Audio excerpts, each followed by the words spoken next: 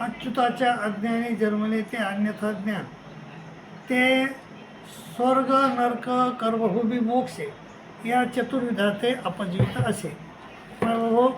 विचार प्रकरणातलं हे सूत्र आहे. सूत्र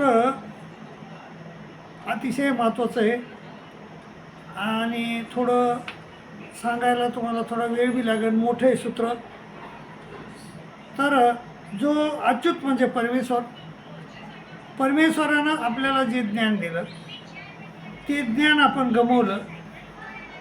मग आलं अज्ञान. अज्ञानामुळं अन्यथा ज्ञान आलं आणि अन्यथा ज्ञानामुळं आपल्याला चतुर्विधीला जावं लागलं. माझा भाऊ 4 नित्यपदार्थ आहेत. जीव, देवता, प्रपंच, परमेश्वर. जीव तमात असतो, देवता आपापल्या स्वरूपी असतात, प्रपंच भैरव स्वरूपी असतो आणि परमेश्वर हा चैतन्यपर असतात. एवढ्यात सृष्टीची रत्न नसते. एवढ्यात परमेश्वराला आपल्या स्वरूपाचा आनंद जीवाला देण्याची प्रवृत्ती होते. तेव्हा जीव तमात असतो. वास्तविक तिथंच जीवाला आनंद देणार होते परमेश्वर, परंतु जीवाला आनंद द्यायला लागलेली आहे आणि त्यामुळं जीवाचं स्वरूप आदमती आदगती आदरती झालेलं आहे. त्यामुळं तो परमेश्वरी आनंद घ्यायला अपात्र ठरला.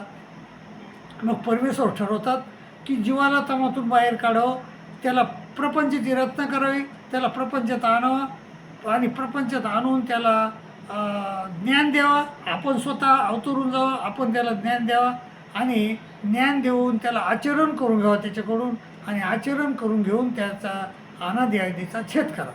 असं हे परमेश्वराला प्रवृत्ती होते आणि ही प्रवृत्ती माया जाणते आणि माया जीवाला तमाच्या बाहेर काढते. आपल्या स्वरूपे काढते वेळेस आपल्या स्वरूपाचे हजारो अंश विभागून प्रत्येक जीवाला एक चिटकीते. त्याला संलग्न असे म्हणतात. नंतर संलग्न आणि जीव तमातच एकत्र झाले. मग मायानं जीवावर आणि संलग्नावर 8 प्रक्रिया केल्या. विकरे, संचरे, विये, प्रसवे, हलवी, डोचली, उघडी, लोटी. तर ह्या 8 प्रक्रियापैकी चौथी प्रक्रिया हे विये प्रसवे म्हणजे अर्ध तमात आणि अर्ध हरितात. जीवाचा विकास 100 प्रमाण एवढा आहे, संलग्नाचा विकास बी 100 प्रमाण एवढा आहे. आता जीव आणि संलग्न अर्धे तमात आहेत आणि अर्धे हरितात आहे. हरितात 50 प्रमाण, तमात प्रमाण. तर अशा वेळेस माया जीवाला म्हणते, अरे जीवा, अरे संलग्न, तुम्ही माझे अंश आहात. मग संलग्न जीव कबूल करतो आणि संलग्न म्हणतो की मी तुझा अंश नाही, मी तुझ्या एवढा मोठा आहे. जीव हे त्या दोघांचं बी अन्यथा ज्ञान आहे. जीवाचं अन्यथा ज्ञान काय आहे? जीव हा मायेचा अंश नसून तो एक स्वतंत्र पदार्थ आहे आणि तो स्वतःला मायेचा अंश समजितो, हे त्याचं अन्यथा ज्ञान आहे.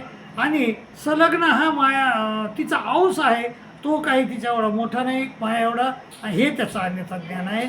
आणि अन्यथा ज्ञानामुळे त्यांचा संकोच झाला आणि त्या संकोचाला आद्यमळ असे म्हणतात. संकोच किती झाला? 100 उणे 90 बरोबर 10 एवढा संकोच झाला. आणि मग संकोच झाल्यानंतर मायेनं जीवावर 5वी प्रक्रिया केली, 6वी केली, 7वी प्रक्रिया उघडी आहे आणि उघडी या प्रक्रियेनं मायानं जीवाला तमातून हरितात लोटलं. आता जीव तमातून हरितात आलेला आहे. इथं हरितात आल्यावर त्याचं स्वरूप 10 प्रमाण एवढं आहे. आणि मग तिथं आल्यावर त्यानं आपल्या अंगाला मळ लावून घेतले. प्रथम विश्वदेवतेचा मळ लावून घेतला आणि विश्वदेवतेचा मळ लावून घेतल्यानंतर तो 10 उणे 9 बरोबर 1 एवढा संकोचला. आणि मग नंतर प्रकृतिमळ, विकृतिमळ असे 81 कोटी 1,00,000 देवतेचे मळ लावून घेतले. या मळ रचनेला सूक्ष्म प्रपंच असे म्हणतात. माझ्या बाबा, सूक्ष्म प्रपंच रचना झाल्यावर मायानं स्थूळ प्रपंच रचना केली. प्रथम स्थूळाच्या ढिगावून त्याने 5 भूत 3 गुण आणले.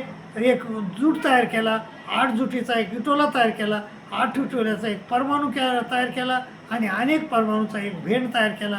आणि तो भेंड कासोकार विश्वदेवतेची कासोकार मूर्ती तयार केली आणि त्या कासोकार मूर्तीमध्ये हा भेंड बसून दिला आणि अशा प्रकारे प्रपंचाची रचना झाली.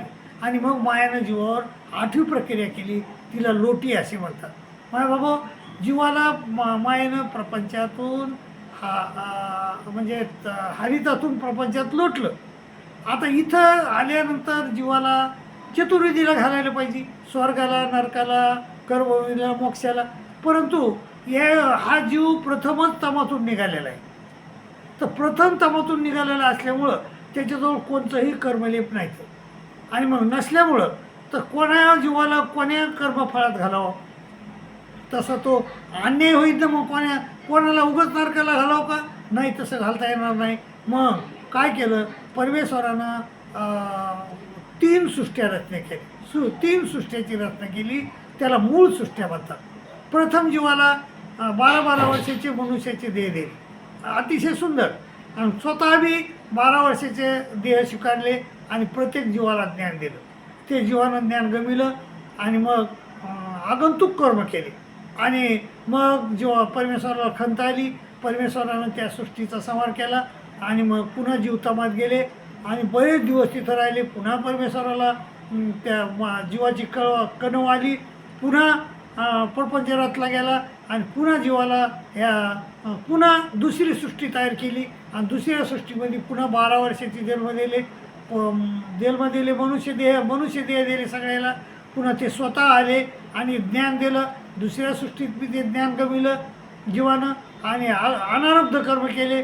पुन्हा सृष्टीचा संहार झाला, पुन्हा रचना झाली आणि पुन्हा जीवाला 12 वर्षाचे देह दिले. असे 3 वेळेस. आणि तिसऱ्या वेळेस मग दिल्यानंतर जीवानं प्रारब्ध कर्म केले. ते आगंतुक झाले, अनारब्ध झाले आणि त्याचे प्रारब्ध झाले.